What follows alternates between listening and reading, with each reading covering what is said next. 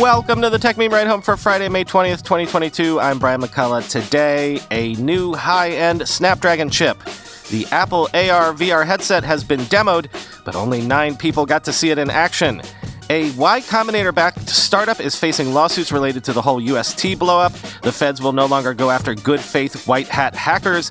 And, of course, the weekend Longreads suggestions. Here's what you missed today in the world of tech.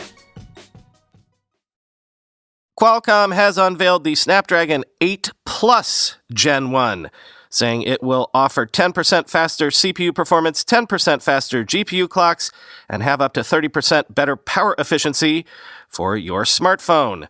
Quoting The Verge, Qualcomm's Snapdragon 8 Gen 1 set the stage for the biggest Android smartphones of 2022, including Samsung's flagship Galaxy, but it's about to be surpassed by a better Plus version that'll no doubt appear in buy-it-for-the-bragging-rights gaming phones and luxury handsets. It's called the Snapdragon 8 Plus Gen 1, which just rolls off the tongue, and Qualcomm says it'll offer 10% faster CPU performance, 10% faster GPU clocks, and get this, use 15% less power for nearly 1 hour of extra gameplay or, say, 50 minutes of social media browsing. Technically, Qualcomm says it's achieved quote, up to 30% better power efficiency from both the CPU and GPU, and 20% better AI performance per watt, but that doesn't necessarily all transfer into more battery life. Some of it is about performance too. Qualcomm is particularly touting better sustained performance from the new chip too, theoretically maintaining its clock speed for longer as it heats up while gaming or tapping into 5G. Of course, that all depends on how phone manufacturers decide to cool the chip. The company's not breaking down where the extra performance and efficiencies are coming from, but you can see from some of the chip's other features in the slide above, even though many of them, like Wi-Fi, Bluetooth, 10 Gbps of theoretical 5G, and 8K HDR video capture, haven't changed from the original Snapdragon 8 Gen 1. Qualcomm says it'll live alongside that older chip, so you can probably expect a price premium, end quote.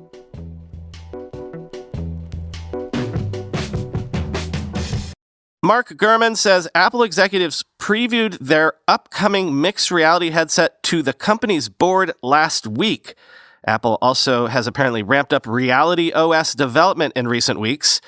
Quote, Apple executives previewed its upcoming mixed reality headset to the company's board last week, indicating that development of the device has reached an advanced stage, according to people with knowledge of the matter. The company's board, made up of 8 independent directors and Apple Chief Executive Officer Tim Cook, convenes at least 4 times a year. A version of the device was demonstrated to the directors during the latest gathering, said the people who asked not to be identified because the meeting was private. In recent weeks, Apple has also ramped up development of ROS, short for Reality Operating System, the software that will run on the headset, according to other people familiar with the work. That progress, coupled with the board presentation, suggests that the product's debut could potentially come within the next several months. The headset, which combines elements of virtual and augmented reality, is Apple's next big bet. It represents the company's first major new product category since the Apple Watch in 2015, and would vault the tech giant into a still nascent industry, one currently dominated by Facebook owner Meta Platforms. Apple is seeking new ways to expand its devices business, which makes up about 80% of annual sales. Apple has aimed to unveil the headset as early as the end of this year or sometime next year, with a consumer release planned for 2023. It targeted an introduction at the Worldwide Developers Conference this June, but challenges related to content and overheating have led to potential delays, Bloomberg has reported, end quote.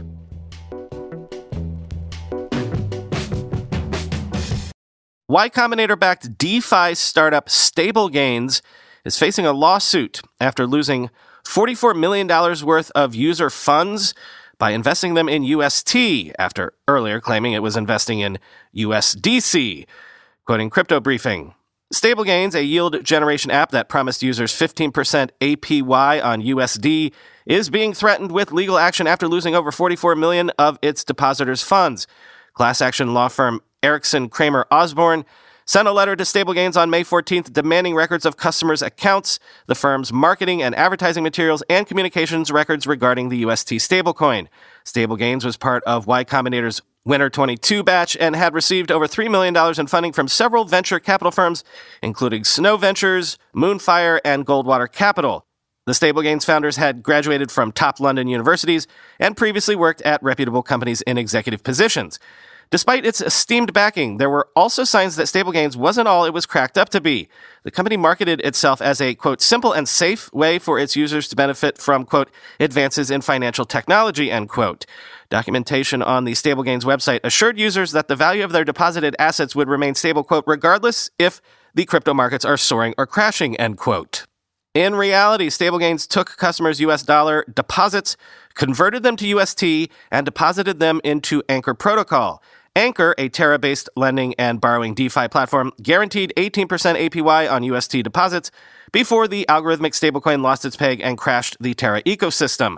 Stablegains skimmed 30% off of Anchor's yields for its trouble, while returning the remaining 15% to customers, end quote. Since deleted documentation on the Stablegains website also painted a misleading picture to customers about how the company was using customers' funds to generate yield. An article covering the risks of crypto stablecoins and how Stablegains mitigates them claimed that the firm mainly used USDC to generate yields, with smaller allocations to UST and DAI to diversify its holdings. However, in an update on the UST DPEG situation posted to the Stablegains website on May 17th, the firm admitted to holding all of its users' funds in UST, end quote.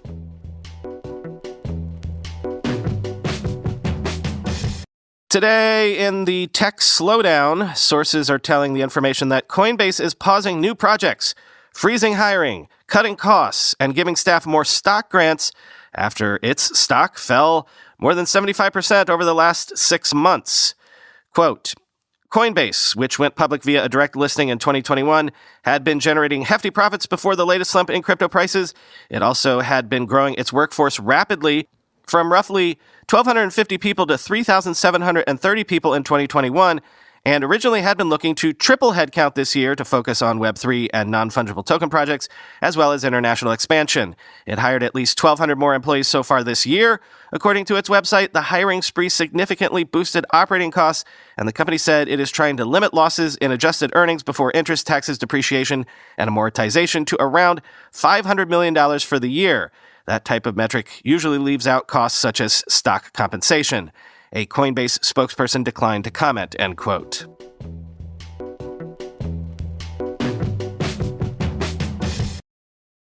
And today in Elon, Insider, nay, Business Insider, is reporting that SpaceX paid $250,000 to settle a flight attendant's allegation that Elon Musk exposed himself and offered a horse in exchange for an erotic massage back in 2016. Quote, the incident, which took place in 2016, is alleged in a declaration signed by a friend of the attendant and prepared in support of her claim. The details in this story are drawn from the declaration as well as other documents, including email correspondence and other records shared with Insider by the friend. According to the declaration, the attendant confided to the friend that after taking the flight attendant job, she was encouraged to get licensed as a masseuse so that she could give Musk massages. It was during one such massage in a private cabin on Musk's Gulfstream G650ER, she told the friend that Musk propositioned her. After Insider contacted Musk for comment, he emailed to ask for more time to respond and said there is, quote, a lot more to this story. If I were inclined to engage in sexual harassment, this is unlikely to be the first time in my entire 30-year career that it comes to light, he wrote, calling the story a, quote, politically motivated hit piece, end quote. Indeed, you might have seen that around noon on Wednesday, May 18th, Elon tweeted cryptically, quote, political attacks on me will escalate dramatically in coming months, end quote. John Cook, investigations editor at Insider, later tweeted that, quote, for those interested, we reached out to principals for comment regarding this story at around 9 a.m. Eastern yesterday, Wednesday, May 18th, end quote. Anywho, sources say that at an all-hands meeting, Twitter's top lawyer, Vijaya Gadde, said there is, quote, no such thing as a deal being on hold, and execs said that Musk's deal is moving forward, quote. Executives addressed a number of questions about the transaction, including whether Twitter would try and legally force Musk to buy the company based on his agreement. Gadde assured employees that Musk must, quote, do everything he can, end quote, to make sure he gets his financing in order, and that it's possible Twitter could try and, quote, enforce the terms of the deal, quote, if we ever needed to do that in a court, end quote. She added that getting to that step would be, quote, pretty rare, end quote.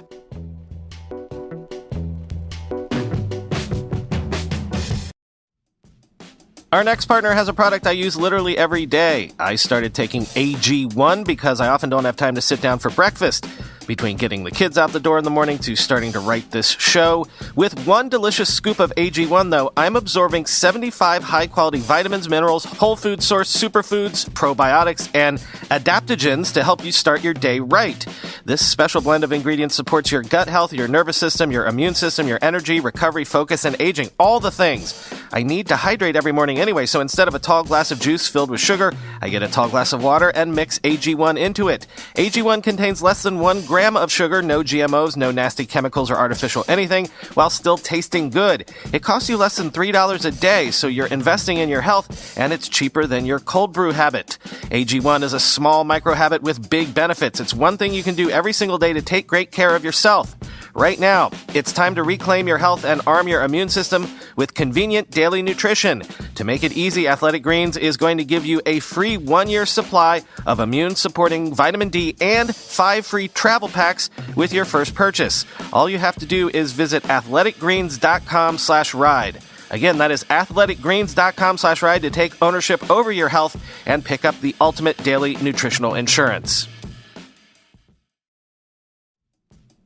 It's pretty scary out there. Over $9 trillion has been erased from U.S. equities, and the NASDAQ 100 is down 25% year to date. Being greedy when others are fearful, as Warren Buffett taught us, is easier said than done. That's why the smartest investors know how to allocate to sell-offs with caution, using algo-based strategies to get back in the ring. But unless you can code, this type of quantitative investing has been out of reach until now. Composer.trade lets you invest like a quant. No engineering degree required. Their sleek, no-code super app is putting the power of quant in your portfolio, completely free to use. They have custom strategies that execute trades based on market conditions. Think tech has bottomed? Jump into big tech comeback. Think inflation is going to get worse? Dive into hot inflation summer hedge. Want to stay in stocks with more security? Try paired switching, S&P and gold. Composer.trade is the next generation of active investing. No code, no spreadsheets, no robos, and no YOLOs. Just smart investing for smart investors. To sign up for Composer and skip their 10,000-person waitlist, head to composer.trade/ride. That's composer.trade/ride. See disclaimers at composer.trade/disclaimer. In a welcome policy shift, the U.S. Department of Justice says it plans to stop prosecuting good faith security research that would have in the past violated the Computer Fraud and Abuse Act. Quoting Motherboard, the move is significant in that the CFAA has often posed a threat to security researchers who may probe or hack systems in an effort to identify vulnerabilities so they can be fixed. The revision of the policy means that such research should not face charges. For decades, experts have criticized the broad nature of the CFAA. The Electronic Frontier Foundation, an activist organization, previously said that, quote, security research is important to keep all computer users safe. If we do not know about security vulnerabilities, we cannot fix them, and we cannot make better computer systems in the future. The CFAA should protect white hat hackers and give them incentives to continue their important work, end quote.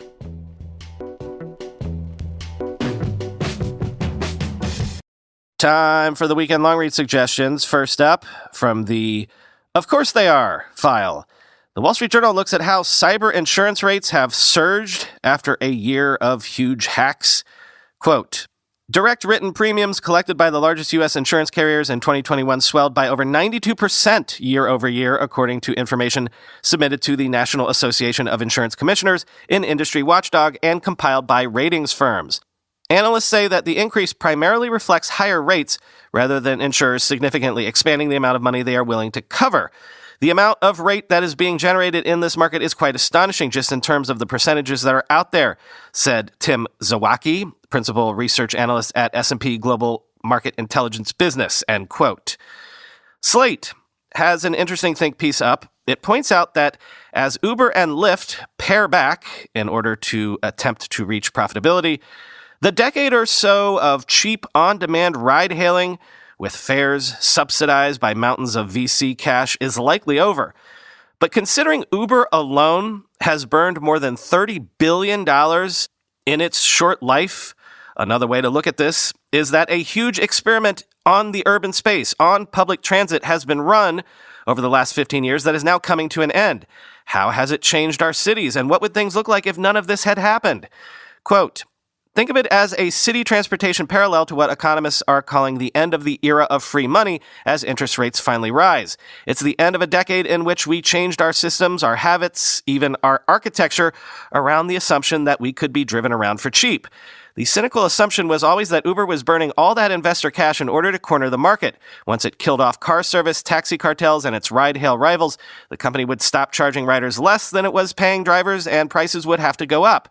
On Monday morning, an Uber from Manhattan to JFK Airport was $100, nearly double the fixed yellow cab rate. But good luck finding a yellow cab. The Uber taxi cab showdown is how most people conceive of Uber's market-swallowing impact, but the decade of cheap rides had more profound effects on how we live and get around. The failure of car-sharing companies like Maven and Car2Go is one example of how all that subsidy distorted the market, quashed business models that might otherwise have thrived, and changed habits that might have otherwise endured. It did this for the good, reducing the size of parking lots, suppressing drunken driving, and for the bad, increasing car ownership and traffic congestion. One well-known consequence of the rider subsidy is the decline in public transit. One study estimates the arrival of Uber and Lyft in a city decreases rail ridership by 1.29% and bus ridership by 1.7% each year. In San Francisco, where Uber was founded, the authors estimate Uber has decreased bus ridership by 12.7%.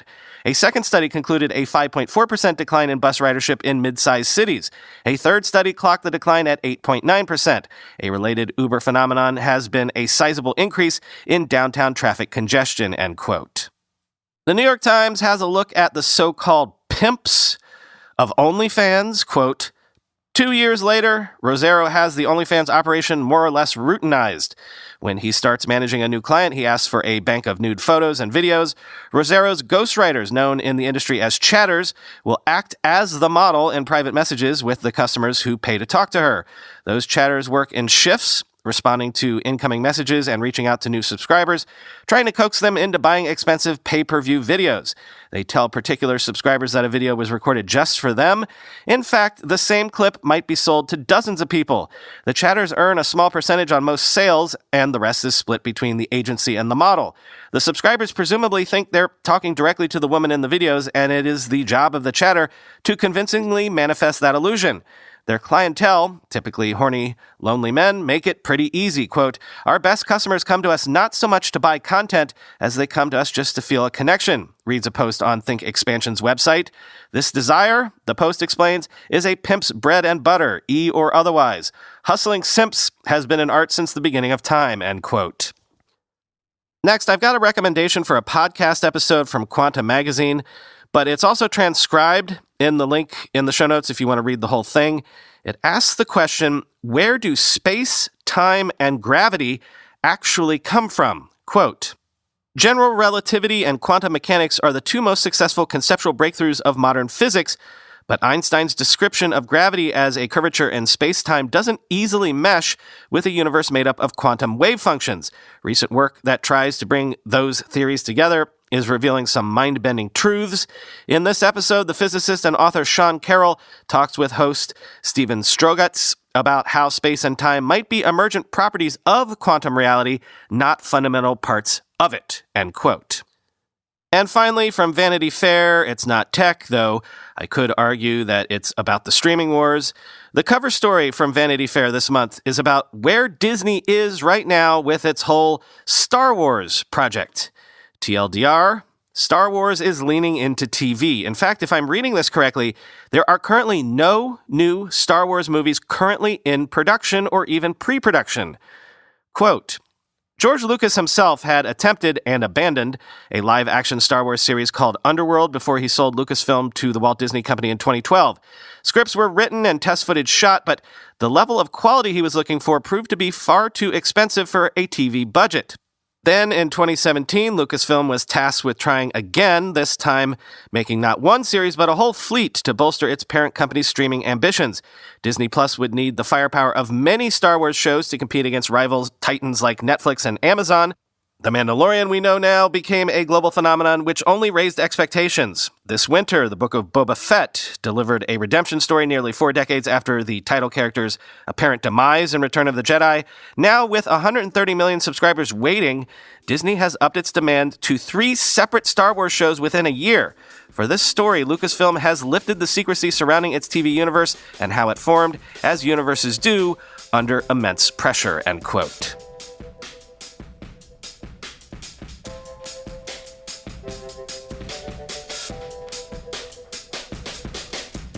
So I'm assuming I got this out to you at or around the time of our Space with Chris Dixon at noon. Assuming that all went to plan, expect to hear that episode tomorrow. Talk to you on Monday.